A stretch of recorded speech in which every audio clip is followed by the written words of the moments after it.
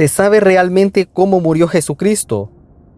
Si le preguntas a cualquiera sobre el tema, te respondería que crucificado. Pero, ¿cómo eran verdaderamente aquellas ejecuciones? Normalmente, una crucifixión se describiría como una forma de muerte lenta y dolorosa, en la que al prisionero le clavaban los pies a un poste vertical y las manos a otro horizontal, que a su vez iba adosado al otro, formando así una cruz.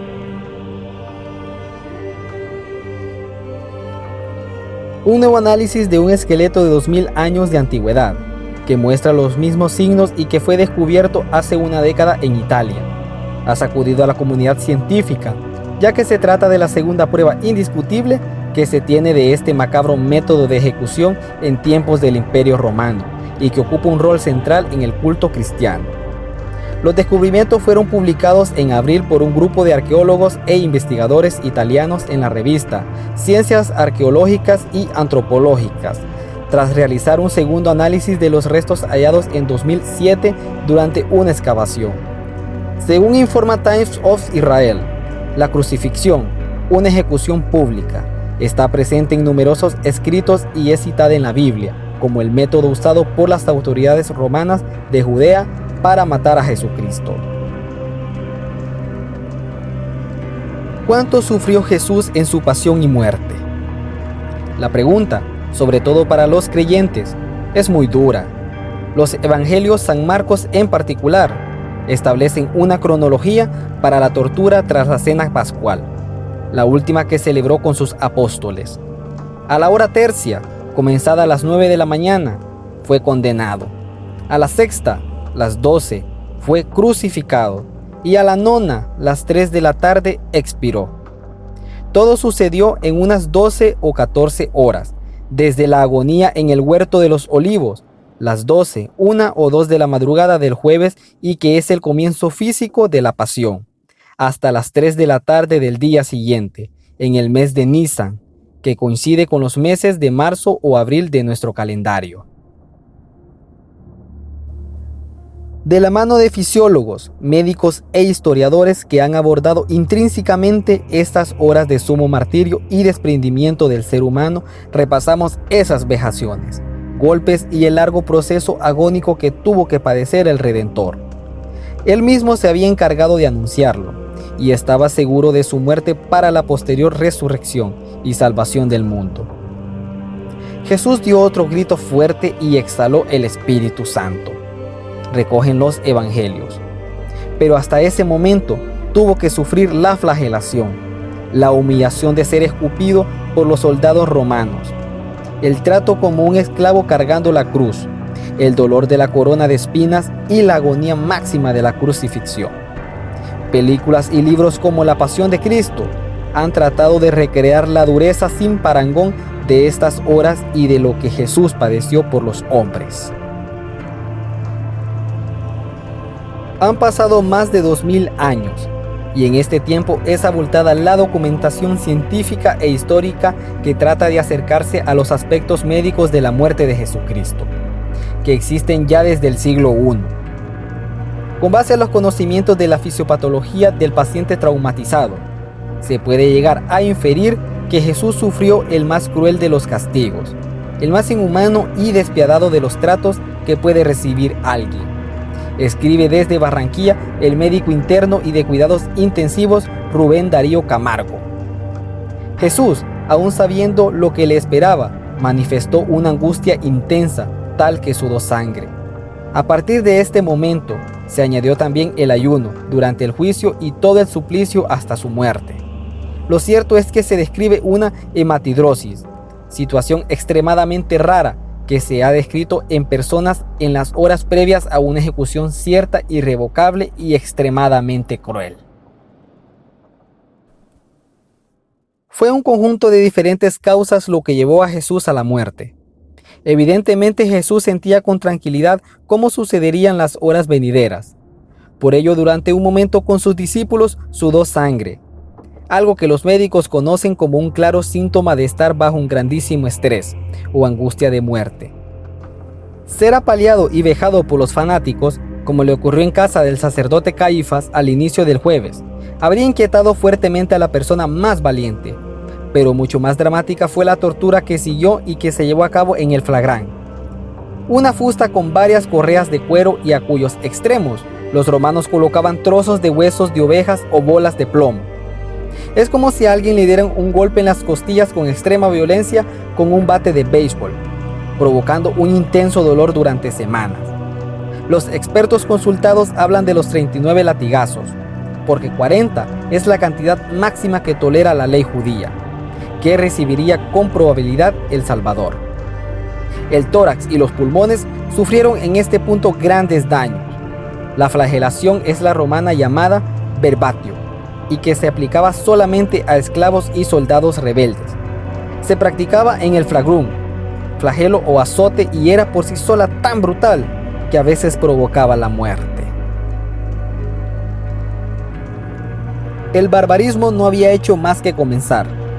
Los soldados romanos, que iban escupiéndole para hacer más grande su humillación, le pusieron una corona de espinas que causaba múltiples heridas pequeñas y punzantes, y le golpearon la cabeza con una caña.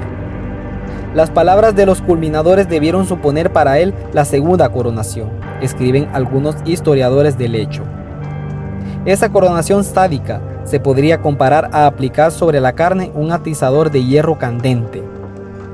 Costumbre romana también para los que habían perdido todos sus derechos ciudadanos era obligarle a cargar la cruz durante un recorrido de algo más de medio kilómetro hasta lo alto del monte Gólgota, que en hebreo significaría algo así como lugar de la calavera, y cuya traducción latina es Calvario. La cruz pesaba más de 300 libras o 136 kilos. Jesús cargó entre 75 y 125 del petíbulo en su nuca y se balanceaba sobre sus hombros. Antes se le dio una bebida narcótica que Jesús no quiso probar. Al ser colgado en la cruz, con clavos de 12 centímetros de largo en los talones y muñecas que le sujetaban al patíbulo, Jesús sufrió los dolores más terribles que conoce la humanidad, ya que con el más mínimo movimiento en la cruz, el dolor se extendía por todo el cuerpo, como un golpe de corriente y fuertes contracciones. Pese a todo, en la intensidad de la narración de los 4 evangelios y en los discursos de los apóstoles se percibe la grandeza de Jesús. Así la pone de relieve, por ejemplo, San Mateo, ante la perfidia de sus acosadores, y San Juan, como si tuviese plena conciencia y control de la situación. Los autores sagrados no están interesados tanto en el sufrimiento de Jesús como en su sentido. Por eso, no se encuentran en los textos valoraciones del sufrimiento o del dolor. La descripción es muy sobria, el material es narrativo más que descriptivo. Con todo, el Evangelio ofrece suficientes datos para que el lector conozca el sufrimiento de Jesús. Habla de la oración, del llevar a Jesús arrestado, de la noche sin dormir, del escarnio, la flagelación, la corona de espinas y así hasta la muerte. El Evangelio no ofrece ningún dato de alteraciones neurológicas ni psíquicas de Jesús. Más bien, todo lo contrario. La capacidad de sufrir, perdonar y aceptar la pasión revelan una integridad espiritual, psíquica y neurológica sin igual. ¿Y eso qué? Es difícil imaginar más sufrimiento físico y moral. Desde la óptica medio-fisiológica en exclusiva, se describe que Jesús murió deshidratado, que estuvo durante tiempo al borde del shock hipovolémico o colapso, con el cuerpo mayugado, cortado y sangrante, con un dolor intenso, ardiente y horrible por el desgarro de los clavos en pies y manos. Sintiendo, llegan a decir, como relámpagos atravesando el brazo hacia la médula espinal. En la cruz, la posición de estar clavado hace muy difícil la respiración. Cada movimiento, como un espasmo natural hacia arriba para poder tomar aire, se convertiría en un dolor inescrutable. Los doctores dan su opinión médica acerca de que el efecto principal de la crucifixión era la interferencia con la respiración normal, sobre todo en la expiración muy comprometida, que sería primero diafragmática y muy leve. Se produciría pronto retención del CO2 o hipercapnia. En suma, cada esfuerzo de respiración se volvería fatigoso y eventualmente llevaría a la asfixia, luego al fallecimiento. Tendría además una sed irreparable, fiebre, y el dolor derivado por la inflamación alrededor de cada herida abierta por los azotes y los clavos. Con falta de oxígeno, sin respirar bien, el clavado empujaba hacia arriba con los pies para permitir que los pulmones se expandieran, por lo que se escogía entre respirar o dejar caer el cuerpo agotado por el cansancio. Hay muchas teorías distintas sobre la verdadera razón de la muerte física de Jesús. De todas las muertes, la de la cruz era la más inhumana, suplicio infame que el Imperio Romano se reservaba a los esclavos. Y más aún, era costumbre de los romanos que los cuerpos de los crucificados permaneciesen horas en la cruz e incluso una operación bárbara llamada crurifragium, que era rematar a los ajusticiados quebrándole las piernas. Cuando llegaron a Jesús, renunciaron al golpe de las extremidades, pero no al de la gracia. Atravesándole el pecho con una lanza, salió sangre y agua del costado, por lo que los médicos han determinado, aplicando el rigor científico, que el pericardio que envuelve el corazón fue traspasado y perforado. A partir de su muerte y resurrección, los apóstoles entendieron que en Jesús se habían cumplido aquellos oráculos sobre el siervo del Señor. San Mateo lo dice expresamente y cita a Isaías 42:1-4, al recordar cómo actuaba Jesús curando a todos y ocultando su gloria. En el mismo sentido, al narrar la pasión del Señor, los evangelistas parece que tienen delante los poemas del siervo sufriente para mostrar el valor expiatorio de la muerte de Cristo. Mateo 26:63, 27:13-14 e Isaías 53:7. Mateo 27:38 e Isaías 53:12. En el Salmo 22 se revela cómo Jesús entiende su misión y acaba fijando una nota de esperanza, la salvación de todas las naciones. El grito de Jesús no es pues de desesperación. Rescata el director del Departamento de Sagrada Escritura de la Universidad de Navarra. El siervo doliente cayó. Hablaba para enseñar, pero guardó silencio ante el tribunal. Los designios de Dios se cumplen, tanto en la pasión como en la muerte de Jesús, pero también en su resurrección.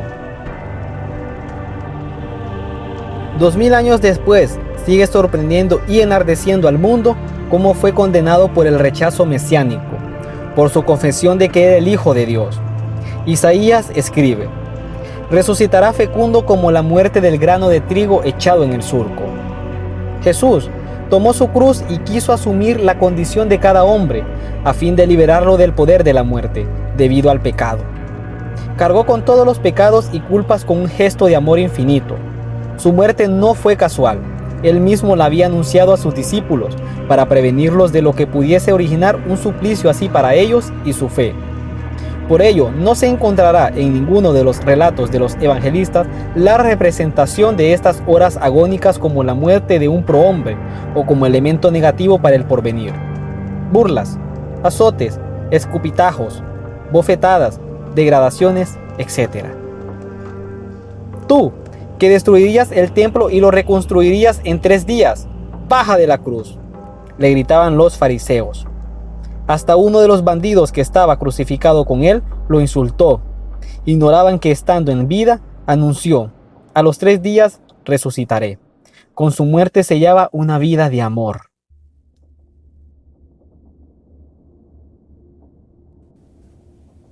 Muchas gracias, querida audiencia. Si el video te ha gustado, me encantaría que le dieras like y te suscribieras a mi canal. Activa la campanita para saber cuando subí un nuevo video. Yo soy Dark Art Dark y nos vemos en el próximo video.